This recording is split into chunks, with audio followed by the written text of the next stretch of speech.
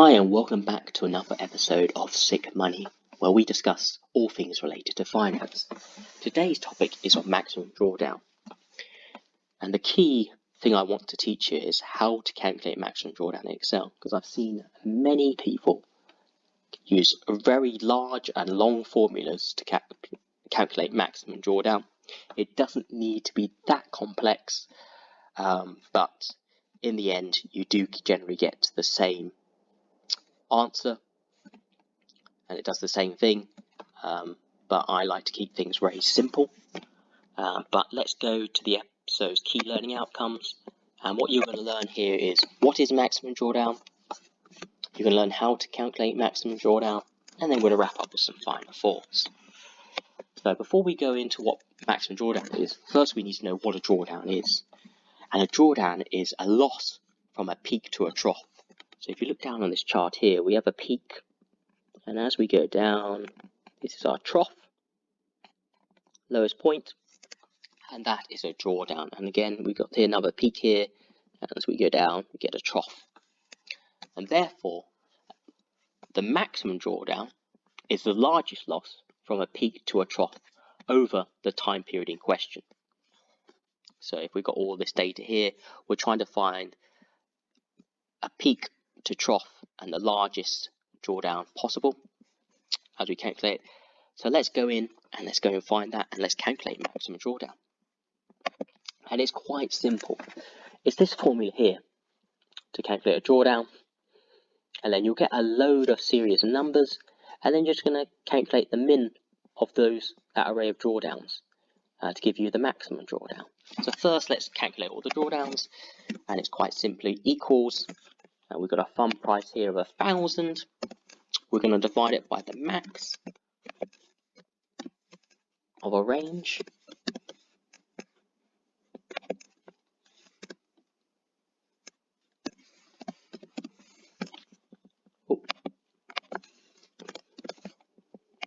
just going to fix this first C12 and leave the latter C12 so unfixed, so it starts to become bigger and bigger as we move along. With -1 to get a percentage, and then all we do is we hit down here, and then these are all our, as you see, a drawdown graph here. And all we do to calculate max drawdown is equals max, and then just fill this, equals min.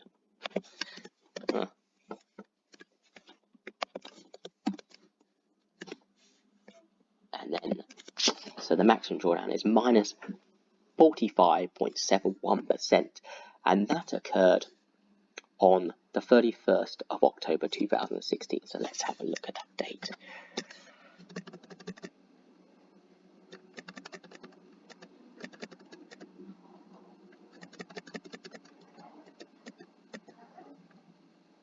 Oh,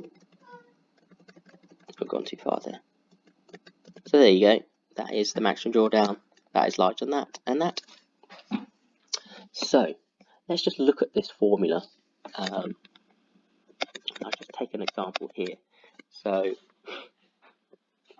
as you can see, this is the lowest point, but this point is 894 divided by the max number in this range, which is 1,000, which will give you minus 10.63.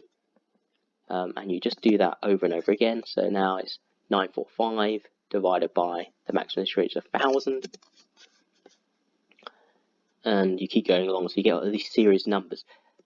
And I see a lot of people use formulas where they're doing max, min, and all this, if that, to get the zero in. But you don't really need to do that, because let's say this number here goes to 0. You've got your peak here, this current new price of 1,051, and that is the new peak. So if you divide by the max of this range is 1,054 equals 1, then your minus 1 equals 0. And then if you find a new peak goes up, so it's 1,079 divided by 1,079 is 1, minus 1 is 0, and then you see you start to get the drawdown here. It's 1,077 divided by 1079, because that's the maximum in this range. You get minus 0.2, and you keep going down, and you get another 0 when you hit another peak. So hopefully that explains that. Now, another metric that to be calculated is how long does it take you to get from your peak to your trough, and then your trough to your peak. And that's useful information to know, because it tells you how long it takes you to get back to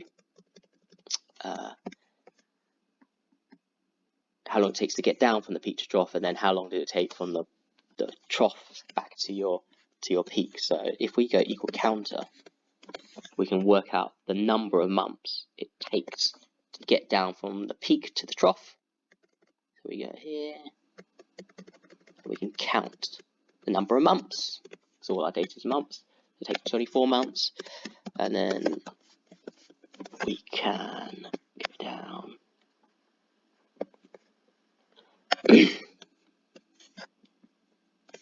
And then Calculte. Oh, dearie me. Butterfingers. And then we can work out how long it takes to get to the 0. There you go. It takes another 24 months. So in total, in this case here, it takes 24 months to get to here, and then it takes another 24 months to get back up. And you can do this. A useful analysis is to do all the average and look at the frequencies of these. So, you know, how long does it normally take to get from the peak to the trough to the peak, and it gives you a sense of idea of how the strategy operates when it goes into a drawdown. So now you know how to calculate maximum drawdown, and you know to do the months to the peak to the trough to the peak, and the total over that period. So I think now we'll just wrap up with some final thoughts. I think maximum drawdown is a useful calculation. When I first came, I was really to assess different strategies, and I think one important thing is when you're looking in the maximum drawdown, it's useful to know and link this to the fund manager managing the strategy, or yourself, because you know your traits, or you know your fund manager traits, their personality, and sometimes can you withstand a drawdown of 45% or 46%? You know, it's very difficult for a lot of people to take that kind of loss without that impacting their behavior. So it's good to look through this and look at the underlying data of your manager or yourself, and how you reacted to this, ensuring that if you have a certain philosophy, a certain investment process, certain risk management processes, is that consistent as you go into a drawdown. And it's good to assess if you're doing your own trading strategy and you're managing your own money, investing in securities and so forth, or your fund manager, because when you start to get down to these large losses, it takes a lot to get back to the peak. So if you lost 50%, you need to make 100% to get back to where you were. And a lot of times you're having conversations with your boss, and a lot of pressure can be on your back or yourself if you've lost that amount of money. And it's really, does it impact your behavior, or how you would continue to run your strategy? Because a lot of times there'll be star drift. You might see something and go, look, I need to get out of this, and get quite desperate and invest in something more riskier, which could make the drawdown even bigger. And you want to watch out for this. So you are rational, and also your fund manager is rational and is sticking to its philosophy, its investment processes. Also, if you see a fund someone who's managing your assets, and that managed changes, it's also good to look at their personality traits and their behavioral aspects to see whether they can actually run this kind of strategy, because some people can't take that losses, and maybe they cut losses very quickly. But if this is a strategy that requires you to take long-term bets and hold your nerve, or invest further into it, if the philosophy of the thesis of the investment doesn't change, then the manager that can't stick to the philosophy or investment process is just going to capitulate and make lots of losses that are not necessary. Also, I think maximum drawdown is useful when looking at the end investor, normally a committee in certain cases, or yourself, and you need to understand, can you in your own behavior take those kind of losses and be rational when you're thinking about continuing with the investment, or cutting the investment, because if you can't take that pain and you can't rationally make the decision, then it's probably not the strategy best for you, and maybe you need to systemize, be more systematic on your investment, because let's say you make an investment and it goes down, say 45%,